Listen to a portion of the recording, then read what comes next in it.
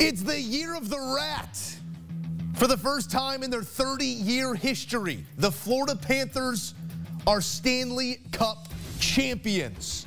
Not without a final flurry from Edmonton. Late chances out in front of Sergei Bobrovsky, but almost poetically. The grinders that are finish this season and this series against the boards. What a moment it was, and our guys are here to break it down. Alan, May, Todd Fuhrman.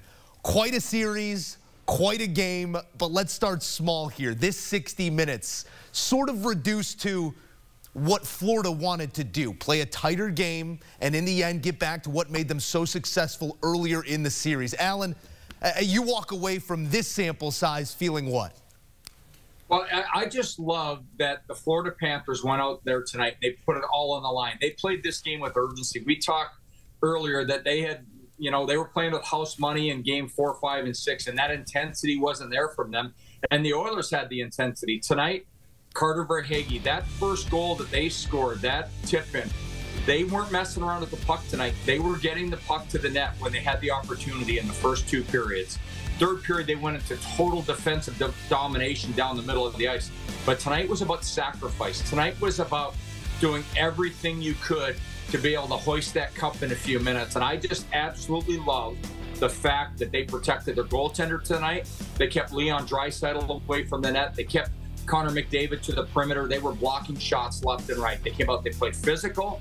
They did everything they needed to do to win, and it was all their players. But they had 2 players tonight that really showing through and scored the goals when they needed them. Carter Verhaeghe didn't have a great series when you look at stats. He gets that first goal, and he got it at the front of the net with a deflection. And then Sam Reinhart only had 1 goal thus far in this series. He pushes the defenders back. They give up the blue line. He scores a game-winning goal. So you got to hand it to the Florida Panthers. They went all team tonight. They went all sacrifice. They went all defense. They protected their goaltender, and their goaltender came up big for them tonight. They did an excellent job, excellent game plan, and congratulations to the Panthers.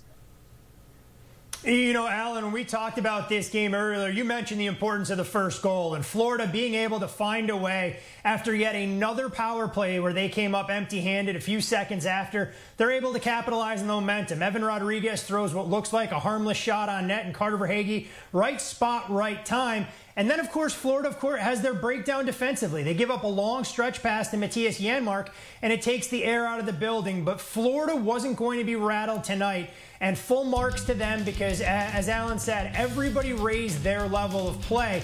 And then, maybe for the first time over the last couple of games, Stuart Skinner gives up a goal that I'm sure he'd like to get back from Sam Reinhart.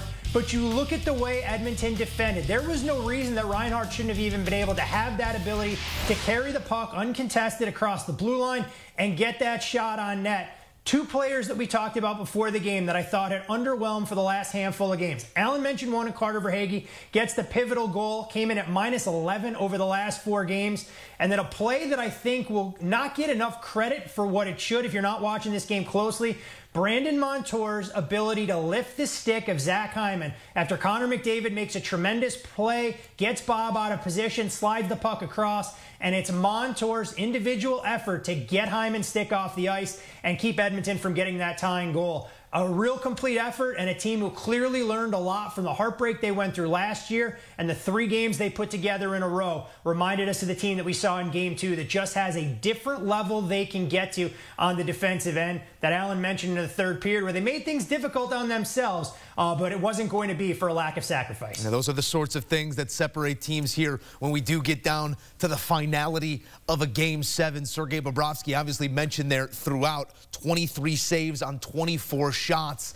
I found it interesting. Our stats team putting together a bunch of great stuff. 12 consecutive periods Edmonton had found the back of the net until that 2nd period. Blanked from there until what was the eventual end of the season. Alan, you talked about some of that defensive intensity and traffic, but how were they able to take away the likes of a McDavid and a Draisaitl over this game? Well, they forced the Oilers to start turning back, which was the thing that really hampered and hurt them in the first 3 games. You see how many times we saw Ekblad, we saw Bouchard have the puck at the blue line. The Oilers deferred back too much tonight. They didn't have it in, they didn't will the puck to the net. They didn't impose their will. to get the puck to the net. They were trying late, but there were 5 Panthers back. Tonight, the Panthers took away the middle of the ice. They played from the dots outside. So they took away the middle lanes, and they did a great job. By scoring first, you're able to play the game you want. All of a sudden, the other team starts pushing. I thought they did an excellent job of just making sure they protected the house. They made sure they were blocking out and boxing out. And you look at it, Bobrovsky didn't have to deal with all the screens in front. He didn't have to worry about the passes. The Oilers had an odd man rush, and they were going backdoor. So I look at Barkov tonight.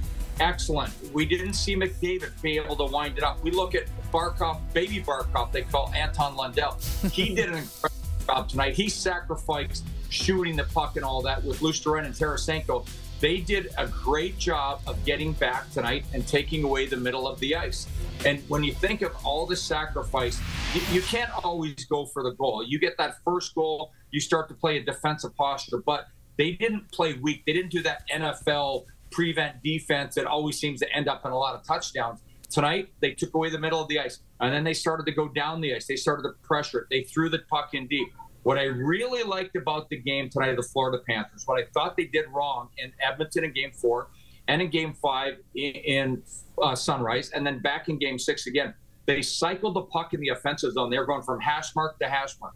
They kept putting it behind the net. They weren't putting it to the paint enough. Tonight, they didn't do that. They didn't mess around. They got pucks to the paint. They had players there. They got the goals they needed to get. They weren't forcing passes through sticks, and they did a great job. I actually felt like they stole the Oilers' game plan from Games 4, 5, and 6, and the Oilers reverted back to what they did. But I honestly feel it was the Panthers imposing their will defensively that took away the middle of the ice, that forced the Oilers forwards to have to start passing it back to their D. Those two guys, you think of Ekblad and Bouchard especially, kept passing it. Ekblad over to Bouchard, Bouchard over to Ekblad.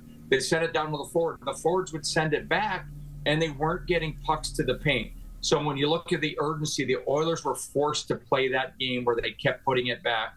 And the Panthers, they went forward when they were inside the offensive zone, and inside the defensive zone, they protected the house. A spectacular job, and they all went in on it. And I love that Paul Maurice called an audible on how they play, said, we got here playing all these games this season. We were successful. But they got a little away from their game plan tonight, and they went direct to the net. And once again, they're always good inside the defensive zone.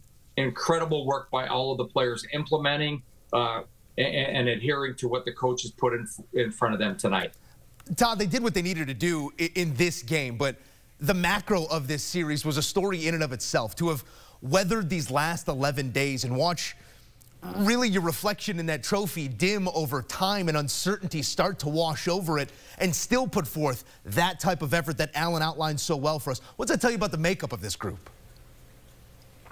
The scar tissue that they accumulated from last year's run that came up just short, I think, is what allowed them to show the perseverance, not get rattled. We talked about it before the game, Joe, about them saying the right things. Was it lip service, or did they actually believe that after squandering not one, not two, but 3 opportunities to close this out, that they could find that gear to be able to get them across the finish line? And when you look at this organization in totality, I think it's incredible the transformation that they've gone through.